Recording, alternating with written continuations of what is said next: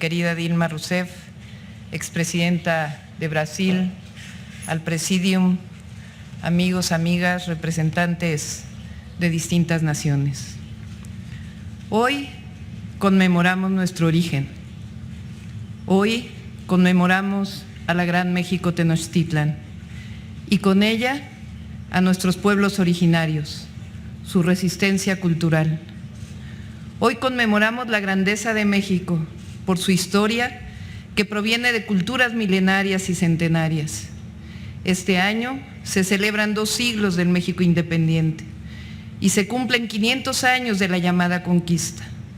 Pero tomamos la decisión, precisamente este año, de celebrar a los mexicas, al origen, a la resistencia, a la grandeza de esa civilización y todas las que construyeron y precedieron al náhuatl, a las 68 lenguas, porque estamos orgullosos de esa historia, porque es nuestra grandeza que funda el nombre de nuestra nación. Durante muchos años se construyó la idea, incluso por la educación pública, de la conquista como un acto civilizatorio.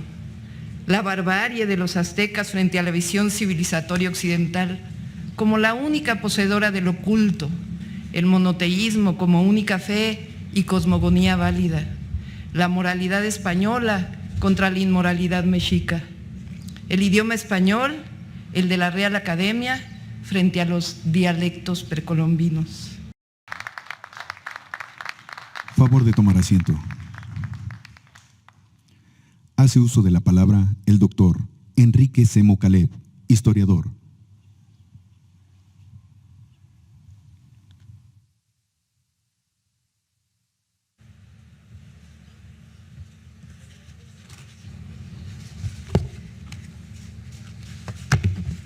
La más grande de su época y completamente anfibia, la Venecia mexicana, construida sobre 2 islas. En la primera se encontraba Tenochtitlán, en la segunda Tlatelolco, ambas ciudades mexicas.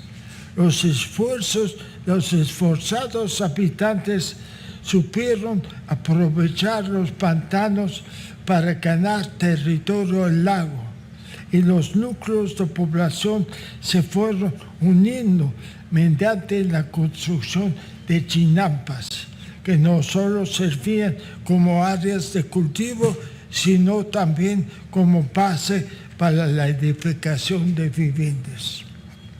En esa gran ciudad, la percepción de espacio difiere profundamente de la que seguían los europeos en sus ciudades feudales.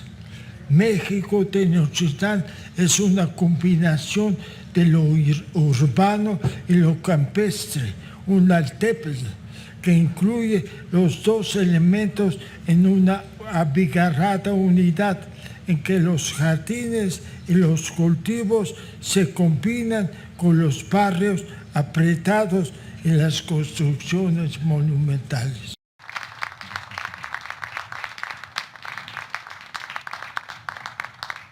Favor de tomar asiento. La señora Dilma Rousseff, expresidenta de la República Federativa de Brasil, hará uso de la palabra. Y quisiera decir que quien tiene el liderazgo o ya ha tenido el liderazgo de gobiernos populares y progresistas, sabemos que más allá de nuestros esfuerzos para transformar las políticas públicas, democratizar los estados, expulsar los privilegios de las oligarquías y garantizar el derecho de las mayorías, tenemos que trabajar para la construcción de una nueva política democrática, una nueva cultura democrática a nuestras naciones que sufrieron tanto con la desigualdad y como al autoritarismo. Como dijo una vez Carlos Monsiváis, si la batalla cultural no sucede, la batalla política también se puede perder.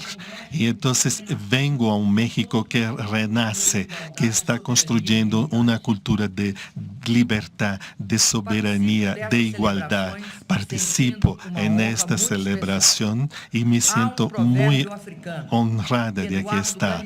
Hay un proverbio africano que Eduardo Galeano recuerda y que me parece fascinante.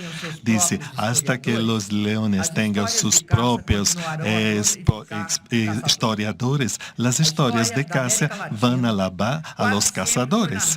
Las historias latinoamericanas fueron narradas por cazadores, silenciando, negando las historias de vida de nuestros pueblos indígenas, de nuestras civilizaciones ancestrales, de nuestras riquezas, diversidad cultural que antes de la llegada de los españoles y portugueses vivían en un territorio que la arrogancia colonial quiso convencernos que fue descubierto desde hace solo 500 años. Una perspectiva que respeta la verdadera historia de la comunidad, perspectiva de los leones y de las leonas, y no de los cazadores. Una historia que se reconoce en el hecho fundador que ya hace como 7 siglos, cuando se estableció aquí en el lago de Texcoco, estableciendo una de las ciudades más deslumbrantes de la historia de la humanidad, la Ciudad de México, Tenochtitlan. Se puede pensar que la Ciudad de México ha sido fundada sobre las ruinas de México Tenochtitlan. Pero estoy convencida y creo que todos nosotros lo estamos desde que se fundó sobre su esplendor, sobre su grandeza, sobre vidas, voces y diversidades y culturas, sobre la historia que todavía se resiste en todos los rincones de esta inmensa ciudad y se vuelve elegible en el presente de esta fascinante metrópole. Revivo junto a ustedes el sentimiento que nos une como latinoamericanos, que es formar parte de una historia que ningún cazador puede silenciar. La historia no solo de los leones, sino también de las leonas. Y ya que menciono las leonas, permítame cumplimentar la jefa del gobierno de la Ciudad de México, Claudia Sheinbaum, y decir que mi alegría de estar aquí hoy se multiplica por el acto de esta mujer y de esta ciudad extraordinaria que es gobernada por una mujer. Lo que permanecía inamovible era el desprecio por los pobres. En eso no hubo ningún cambio en los 3 siglos de dominación colonial, y en especial el desprecio por los indígenas. Las leyes que se expidieron para protegerlos siempre fueron letra muerta, una quimera inoperante. En realidad se les consideraba bestias de carga y seres desvalidos a los que se podía humillar, encarcelar, golpear y robar impunemente. Casi al inicio del siglo XIX, el obispo de Michoacán, Fray Antonio de San Juan, de San Miguel, sostenía que los males de la desigualdad se presentaban en todas partes, pero en América, decía, son aún más espantosos porque no hay estado intermedio, se es rico o miserable, noble o infame de derecho y de hecho. Por la misma época, el barón de Humboldt comentaba que México era el país de la desigualdad.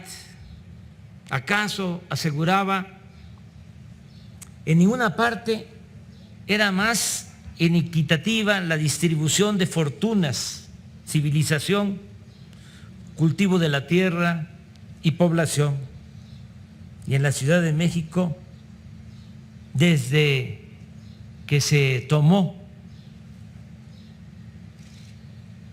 esta ciudad, los barrios lodosos y polvorientos fueron asignados a los vencidos por el orden virreinal, expropiados de su capital, se les condenó a los antiguos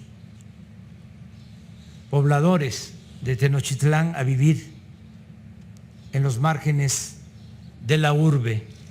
Por cierto, en esta ciudad, los estadounidenses invasores no fueron bien recibidos ni siquiera por los adinerados de la época. En cambio, cuando el ejército francés entró triunfante a la capital, los pudientes lo celebraron.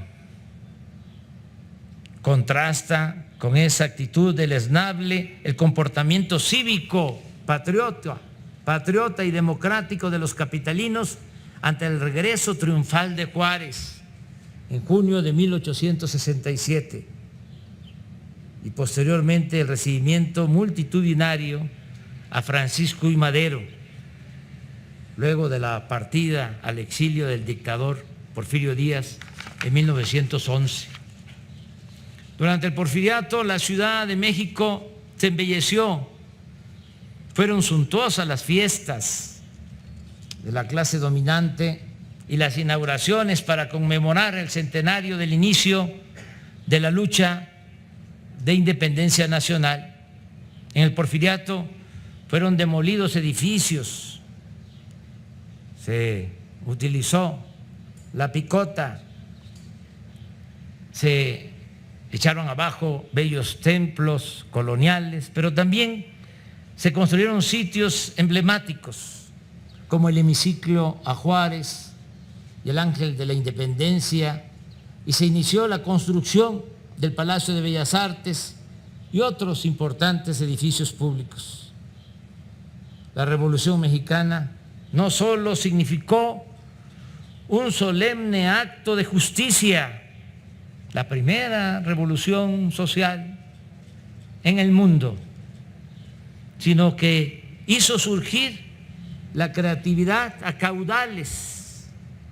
Los murales de Diego Rivera, David Alfaro Siqueiros, José Clemente Orozco, la obra plástica de Frida Kahlo, María Izquierdo, José Chávez Morado y otros grandes de la llamada Escuela Mexicana de conocer la verdad y de hacer justicia. En esta ciudad, donde parece que cada quien se dedica a lo suyo y en la que en apariencia predomina el individualismo, la gente es generosa, fraterna y unida cada vez que se requiere hacer frente a una desgracia. La solidaridad que he constatado en la Ciudad de México ante situaciones de desastre solo es comparable a la que se expresa en momentos difíciles de adversidad en las comunidades indígenas de México. En fin, hablar de la ciudad es algo interminable y ofrezco disculpa por alargarme en mi exposición. Voy también a repetir lo que el maestro Semo subrayó, lo que dejaron escrito los mexicas en los memoriales de Culhuacán: mientras exista el mundo, no acabará la gloria ni la fama de México Tenochtitlán.